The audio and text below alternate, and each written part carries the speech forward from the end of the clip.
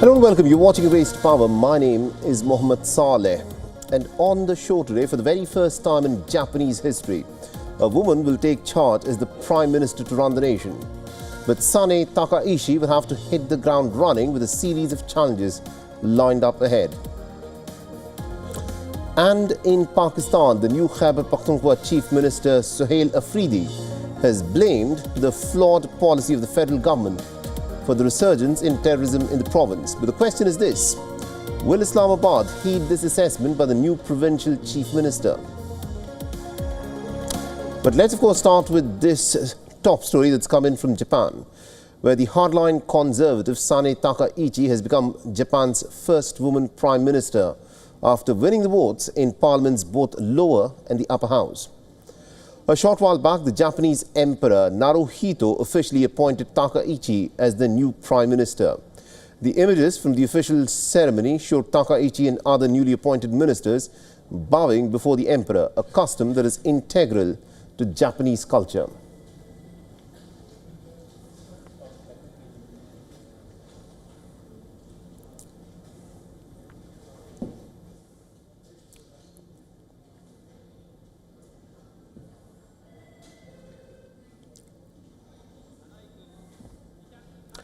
Takaichi received 237 votes in the lower house election to choose the next premier, while in the upper house she managed to win 125 votes in the runoff against Yoshihiko Noda, the leader of the main opposition Constitutional Democrat Party. Her victory has shattered the glass ceiling in a country where men still hold overwhelming sway.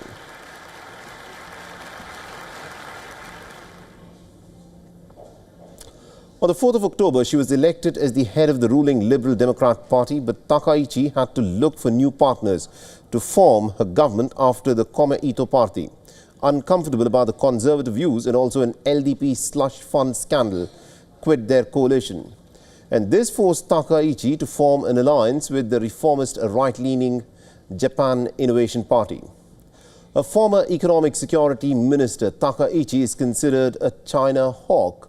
She's been a vocal critic of China and also its military build-up in the Asia-Pacific. She's also been very supportive of Taiwan, calling for the strengthening of security cooperation between Taipei and Tokyo. Now, Takaichi, in fact, looks to the late British Prime Minister Margaret Thatcher as her political idol, earning her the sobriquet of Iron Lady 2.0. Now, Takaichi is also a fan of heavy metal music and was once, apparently, believe it or not, a drummer in a heavy metal band during her college days. She describes herself as an amateur drummer who idolizes bands like Iron Maiden and Deep Purple. Now, reacting to her victory, a spokesperson of the Chinese Foreign Ministry has urged Takaichi to honor the commitments on history and Taiwan. We hope Japan will work with China in the same direction, abide by the principles set out in the 4 political documents between China and Japan, honor its political commitments on major issues, including those related to history and Taiwan, uphold the political foundation of bilateral relations, and advance the comprehensive development of the China-Japan strategic and mutually beneficial partnership. Now, considered a protege of Japan's longest-serving Prime Minister Shinzo Abe, Takaichi has taken a pretty tough stance on immigration and foreign tourists, both of which emerged as a key issue in the LDP leadership race. Now, Takaichi is elected to move Japan further to the right, and she's in fact promised to more strictly regulate immigration and tourism in Japan, and has positioned herself as a hardliner who's focused on defense and economic security. And I earlier spoke with Laura Westbrook, who joined me live from Hong Kong, listening to what she had to say.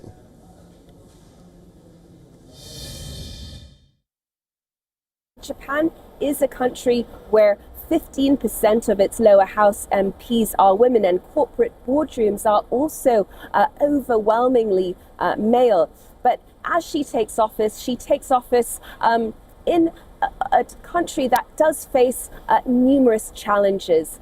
Domestically, it's dealing with a flagging economy, and it's also dealing with inflation issues as well. And she has favoured increased government spending as well as tax relief and support for industries like semiconductors and AI.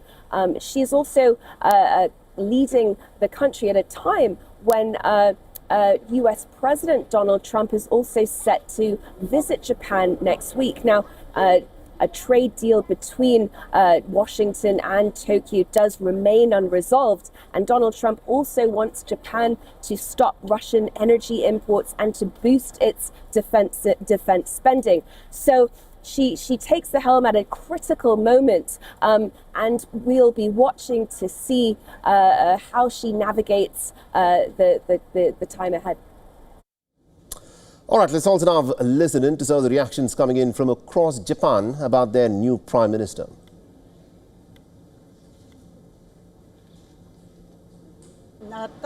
For me, I don't think much will change. No matter who becomes Prime Minister, things don't really change. Just because a woman became Prime Minister doesn't mean the situation of women will suddenly improve or society will instantly become more centered around women. As a woman myself, I have very high expectations for the first female Prime Minister. I really hope she will implement policies that are considerate of women and make this society, where women have often felt discomfort or found it hard to live, even a little better. Prices have gone up and it's tough. Honestly, I mostly shop at 100 yen shops now. It's hard to get by. I hope she'll pay attention to that. But she's mostly in Tokyo, right? She doesn't come to Nara much. I'd like her to support Nara more.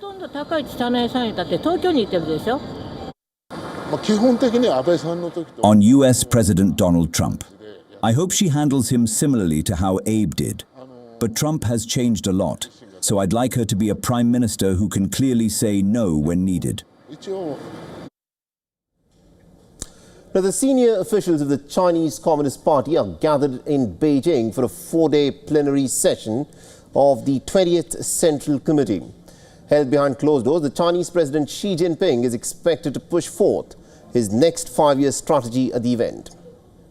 The meeting of the Central Committee, an elite body composed of around 200 members, is being keenly watched for signs of the party's core policy objectives. It is the 4th time that the committee has convened for a so-called plenum since it began its most recent term in 2022. Now, the talks have come at a pretty uncertain time for the world's second largest economy that is beset by sluggish domestic spending, a protracted crisis in the property sector, and a turbulent trade war with the United States. But one name is doing the rounds, and it is of the former Foreign Minister Qin Gang, who had not been seen in the public eye since June 2023. Now, Qin Gang was one of China's most high-flying diplomats and politicians. As Foreign Minister, Qin Gang was counted amongst the most prominent of a new generation of wolf warrior officials who brought a confrontational approach to China's diplomacy. But he soon fell from grace. Now, Qin disappeared from the public eye in June 2023, and it later emerged that he was dismissed because of his extramarital affair during his tenure as China's ambassador to the United States. But days before the plenum, Qin was reportedly seen smiling at a music festival in Beijing, leading to speculation that he could be fully rehabilitated again. Now, several other senior officials, including Defense Minister Li Shangfu, were purged at the same time. But unlike others who were accused of some serious crimes, Qin was merely replaced. His supposed reappearance is being considered by many as a signal that he could be a useful asset to President Xi Jinping in dealing with the American President Donald Trump, and therefore could soon be rehabilitated in the CCP.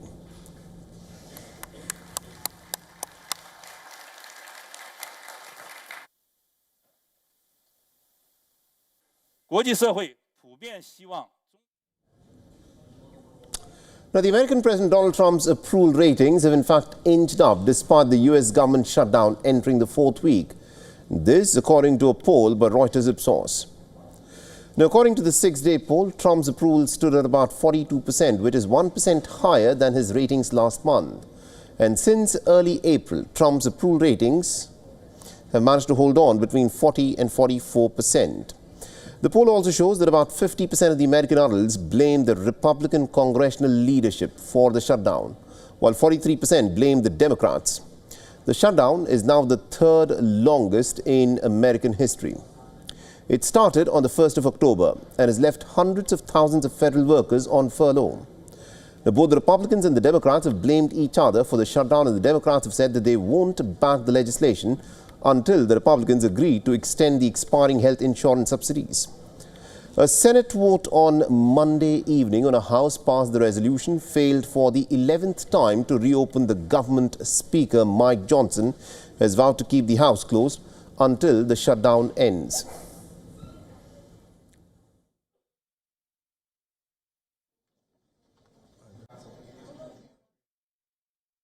And it's also important for us to note, this is the first time in history that any party has had the audacity to shut down the government over a totally clean, nonpartisan continuing resolution. We have stood here day after day after day explaining all the Americans who are being harmed by this nonsense.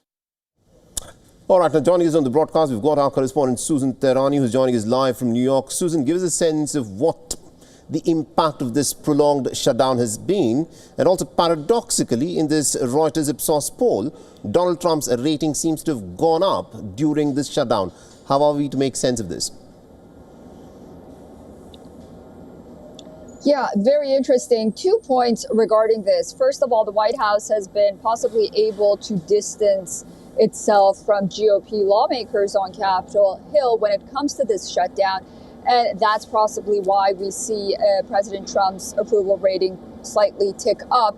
And another point is that, for the majority of the American people, while this shutdown is a big deal, it hasn't impacted them directly. So again, blaming lawmakers in Washington, how they can't get things done. And then there's this issue, despite the fact that the Republicans, the party in charge, are being blamed for this shutdown, even though Mike Johnson, the House Speaker, every day at around 10 a.m. gives an update and blames the Democrats. But the fight is over subsidized health care and Obamacare, the Affordable Care Act. Upward of 70% of those who are enrolled believe that that is still very expensive. So, these may be factors why the president hasn't been harmed in the polls, but the majority of Americans blame Republican lawmakers. But nonetheless, it appears that this shutdown is going to be ongoing. Another vote is expected tomorrow, Wednesday. But until and unless the American public are impacted directly, we're really not going to see that big of an outrage. Interesting. Thank you very much, Susan Tehrani, for joining us with all those updates there.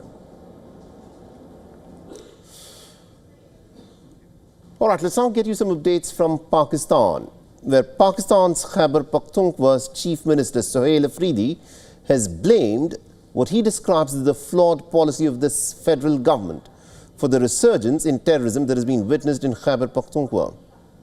In his very first high-level official meeting since taking charge as the Chief Minister on the 15th of October, Sohail Afridi has issued certain key policy directives and announcements and has stated that Pakistan's federal government is actually withholding funds from the state that were allocated to Khyber Pakhtunkhwa within the framework of the ongoing war on terrorism, along with other constitutionally guaranteed rights. The Chief Minister is also accusing the federal government of sending substandard and outdated bulletproof vehicles to the province, and has announced that his government will return what he's calling a clear insult to the Khyber Pakhtunkhwa's police force. The decision was taken just days after the Interior Ministry delivered the vehicles to aid the police operations amidst the ongoing security threats in the southern districts. The Chief Minister Sohail Afridi emphasized that ensuring law and order in the province is his government's topmost priority. He's also assured that there will be no compromise that will be made on security and has pledged to provide all necessary funds and resources to the police. He's also said that he'll modernize the police force and will equip them with advanced weapons and technology that is needed to combat terror. In response, the Minister of State for Interior, Talal Chaudhary, has accused the Khyber Pakhtunkhwa government of mismanaging the federal counter-terrorism funds and has rejected the Chief Minister's criticism of substandard bulletproof vehicles, saying that these vehicles actually apparently meet international standards and are the same models that are used by federal officials and other security agencies in Pakistan. Furthermore, the Khyber Pakhtunkhwa Chief Minister made several announcements, including plans to establish a University of Investigation and Modern Journalism in memory of the slain journalist Arshad Sharif, who, remember, was shot dead in a moving vehicle by the police in Kenya in October 2022. The incident, which the Kenyan authorities are describing as a case of mistaken identity, had drawn widespread condemnation. The opponents of the current Pakistani government believed that Arshad Sharif was targeted as part of a plot orchestrated from within Pakistan.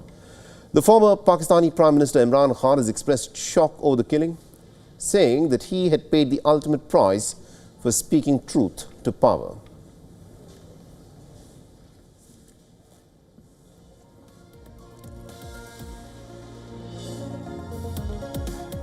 So, a constitutional bench of the Pakistani Supreme Court has resumed hearing a set of petitions against the 26th Amendment, a controversial legislation that was passed last year which altered the judicial authority and tenure. Now, some pretty interesting scenes, in fact, unfolded at the court hearing as the petitioner, Muhammad Akram Sheikh, the leader of the Supreme Court Bar Association, was presenting his arguments. In the case, the expression on the face of several judges caught the attention on social media. Now, one of the judges is seen keeping his hand on his face, while the two judges next to him look on with disinterest. The 26th Amendment, passed by Pakistan's parliament during an overnight session in October last year, has been a lightning rod for debate, with both the opposition parties and legal experts questioning its impact on judiciary's independence. The jailed former Prime Minister Imran Khan's PTI had claimed that 7 of its lawmakers were abducted to gain their favour as the party opposed the legislation. The PTI has alleged that the amendment was designed to ensure that Justice Mansoor Ali Shah would have been the country's top judge and would be superseded. The Justice Shah was amongst those who had restored the reserved seats in the National Assembly to Imran Khan's Tehreek-e-Insaf, and the amendment was presented days before the retirement of the then Chief Justice Qazi Faiz Isa.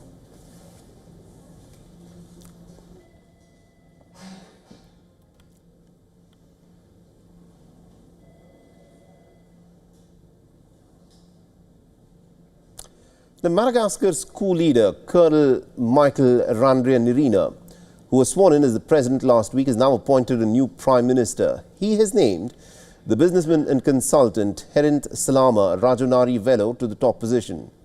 Randrianirina rose to power on the back of a youth-led protest that forced out his predecessor, Andrei Rajoelina. The demonstrations began on the 25th of September, fueled by severe shortages of water and electricity, widespread poverty and allegations of corruption. In explaining his choice, President Randrianirina pointed to Rajoelina's experience and what he described as strong ties with international organizations that work with Madagascar. Randrianirina said that the military will share power with the civilian government for up to 2 years before holding new elections. And the ousted leader, Andrei Rajoelina, who fled the country last weekend, has spoken out against the military's actions. He has condemned the takeover as illegitimate and continues to challenge the new leadership. Now, despite being in exile, Rajoelina has refused to formally relinquish power. And our correspondent Louisa Olani has sent us this report from Lagos in Nigeria. Listen in. After 72 hours of being sworn in, Madagascar's new president, Colonel Michael Randrianirina, has named the civilian prime minister in a move that may suggest his commitment to return to civilian rule within 2 years as promised. He claimed to have consulted the National Assembly before his choice of Herind Salama Rajonari-Velo, a former chairman of the Malagasy Bank who has vast connections with international organizations that work with Madagascar.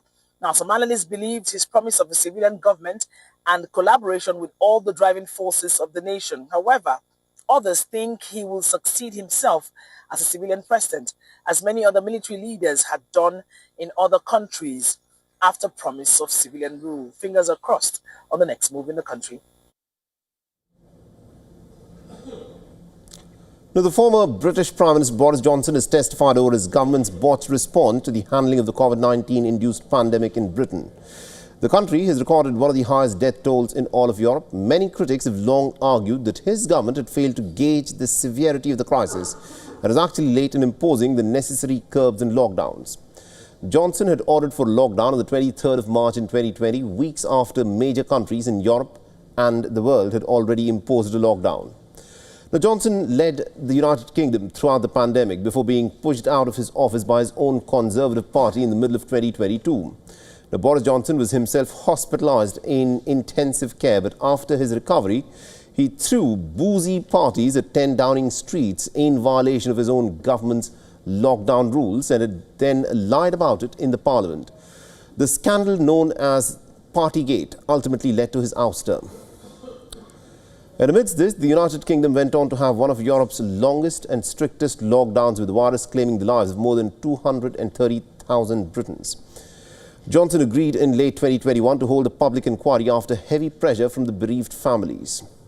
And this is Johnson's second appearance at the COVID inquiry, with the current stage of the hearing focused on the pandemic's impact on children and young people. He had first testified in 2023, where he admitted that the government should have started planning for school closures much earlier, but then lacked sufficient knowledge about the virus. While also acknowledging some mistakes, he continued to defend his overall handling of the crisis. Inevitably, we got some things wrong. I think we were doing our best at the time, given what we knew. Given the information I had available to me at the time, I think we did our level best. Were there things that we should have done differently?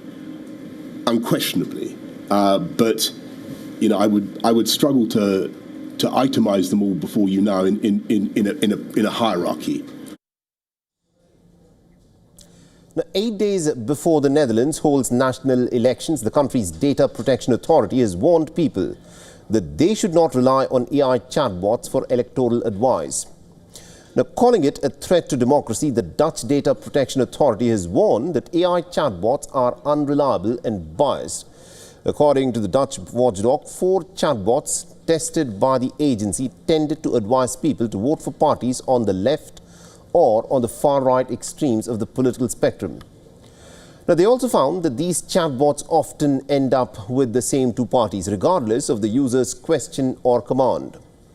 Now, revealing the inherent biases of AI chatbots, the watchdog's investigation revealed that some parties, such as centre-right, that is CDA, were almost never mentioned, even when the user's input exactly matched the position of one of these parties. The Netherlands heads to the polls on the 29th of October in an election that will be very closely watched across Europe for the performance of the far-right PVV. The PVV of Geert Wilders is currently leading the polls, but the gap with the Green Left and the Labour Party alliance and the CDA appears to be narrowing, with many Dutch yet to make up their minds. And all major parties have ruled out the alliance with the PVV, meaning that the party that comes second is most likely to provide the next Prime Minister.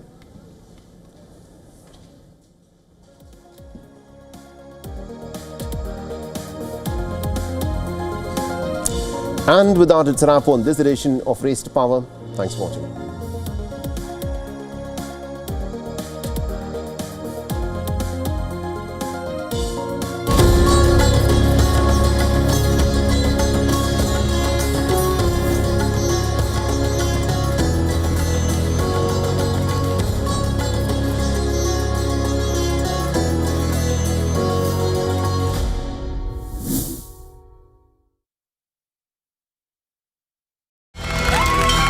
From the bustling trading floors of Wall Street to the vibrant exchanges of Asian stock markets, WION breaks it down for you to make sense of what's happening, as we reveal the key factors behind events, strategic battles, and the game-changing business decisions that shape the world. We bring you all of this and more on World Business Watch.